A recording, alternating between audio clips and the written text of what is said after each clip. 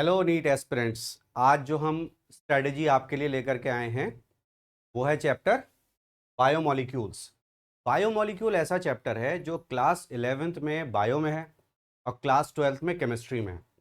यानी कि ये चैप्टर इतना इंपॉर्टेंट है कि ना तो नीट के एस्पिरेंट इसे छोड़ के जा सकते हैं और ना ही जेई के मेंस और एडवांस के एस्पिरेंट इसे छोड़ करके जा सकते हैं। और दूसरी बड़ी बात क्या है कि इस चैप्टर को अगर आपने नहीं किया तो किसी भी कंपटीशन में आप जाएंगे ये चैप्टर आपका पीछा नहीं छोड़ेगा। और कंपटीशन के बाद भी जब आप मेडिकल कॉलेज में जाते हैं तो वहां पर भी इस चैप्टर के बगैर काम नहीं चलता। क्योंकि देखिए ये चैप्टर बायोमोलिक्यूल कहता है कि मैं ना तो बायो का चैप्टर हूं और ना ही मैं केमिस्ट्री का चैप्टर हूं, मैं तो चैप्टर हूं बायोकेमिस्ट्री का।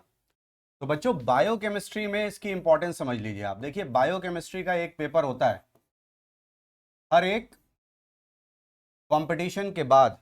नीट के एस्पिरेंट चाहे मेडिकल कॉलेज में जाएं या कोई भी कोर्स करें, आप समझ लीजिए रिलेटेड टू दैट बायोकेमिस्ट्री का एक पेपर जरूर होगा। तो जिंदगी भर पीछा ना छोड़ने वाला चैप्टर है।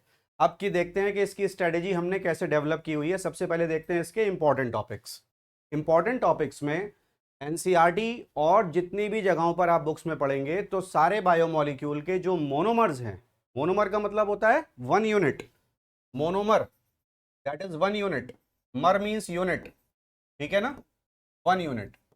तो सारे मोनोमर पेज नंबर 145 पर क्लास 11 की एनसीईआरटी बुक में दिए हुए हैं और फिर पूरे चैप्टर में आगे चल करके सबके पॉलीमर्स दिए हुए हैं। तो मोनोमर्स एक यूनिट, जैसे कि कार्बोहाइड्रेट की यूनिट्स होती हैं मोनोसेक्राइड्स, या प्रोटीन की यूनिट होती हैं अमीनो एसिड, या लिपिड की यूनिट्स होती हैं फैटी एसिड और ग्लिसरॉल। और फिर न्यूक्लिक एसिड्स में आते हैं न्यूक्लियोटाइड्स, न्यूक्लियोसाइड्स या नाइट्रोजनस बेसिस। नाइट्रोजनस बेसिस में प्यूरिन्स एंड पायरिमिडीन्स आती हैं।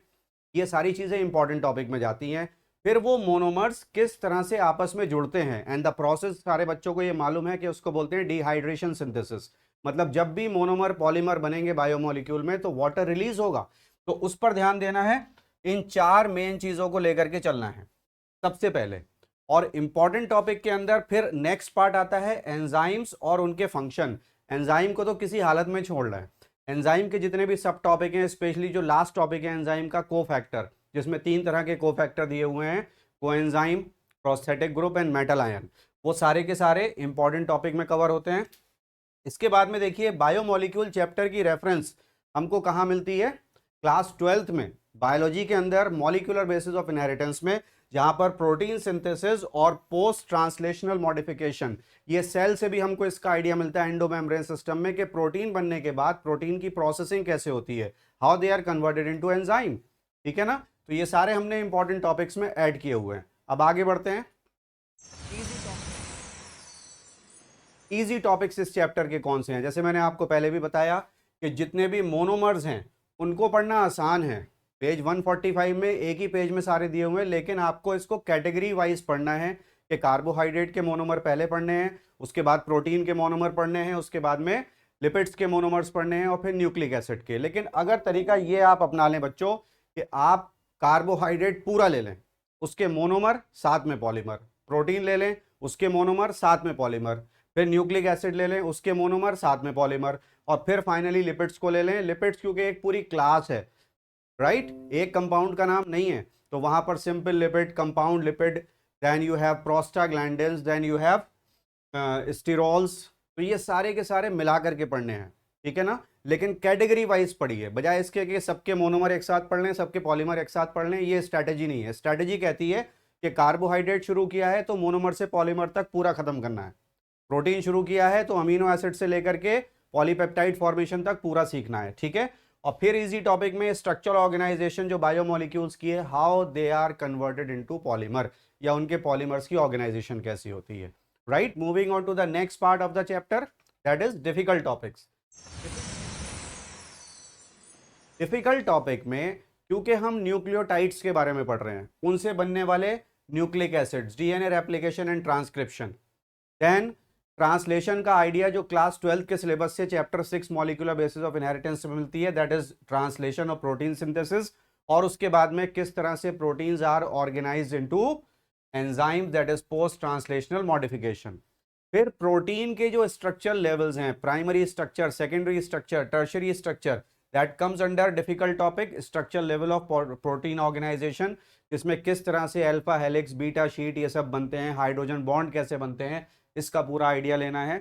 और lipids of course difficult topic में इसलिए आता है क्योंकि बच्चों को ये शुरू से ही लगता है कि मुश्किल है, लेकिन अगर हम मोनोग्लिसराइड, डाईग्लिसराइड, ट्राईग्लिसराइड का फॉर्मेशन, स्टेरॉल्स क्या होते हैं, स्टेरॉइड क्या होता है, उसमें अल्कोहल जुड़ने के बाद स्टेरॉल बन जाता है, ये सारा आइडिया अगर लेकर के चलते हैं तो लिपिड्स हमारे लिए बहुत आसान हो जाएंगे। इसलिए इसको डिफिकल्ट टॉपिक में रखा है कि बच्चे इसको स्ट्रेस दे करके पढ़ें, फोकस होकर के पढ़ें। End of course enzyme kinetics and inhibition, जो कॉम्पिटिटिव इनहिबिशन हमारे सिलेबस का पार्ट है वो, और एंजाइम्स किस तरह से ऑप्टिमम पीएच और टेम्परेचर पर वर्क करते हैं, वो सारी चीजें डिफिकल्ट टॉपिक में आते हैं। Moving on to the next part के इस चैप्टर को पढ़ने के लिए बच्चों प्री रिक्विसाइट्स क्या होते हैं।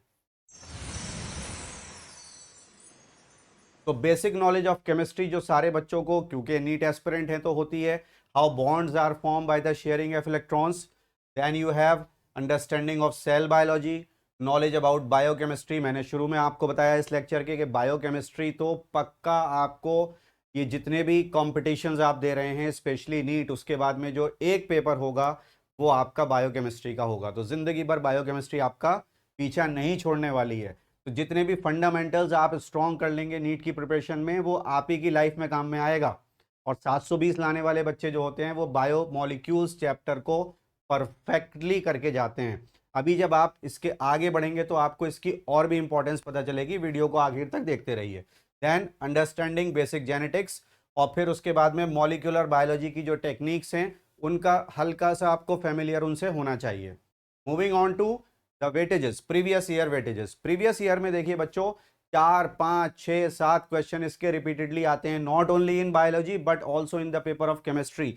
हद तो ये हो गई कि जब 2021 में एक ही क्वेश्चन सेम ऑप्शन बायोलॉजी में भी आ गया और केमिस्ट्री में भी आ गया कि इनमें से बेसिक अमीनो एसिड कौन सा है पहचानो, राइट। तो अमीनो एसिड्स पढ़ते वक्त भी ये ध्यान रखना कि उनकी जो 7 क्लासेस हैं अमीनो एसिड की वो आप पढ़ लें। जितने भी 20 प्रोटीन फॉर्मिंग अमीनो एसिड हैं उनको 7 क्लासेस में डिवाइड किया गया है, ठीक।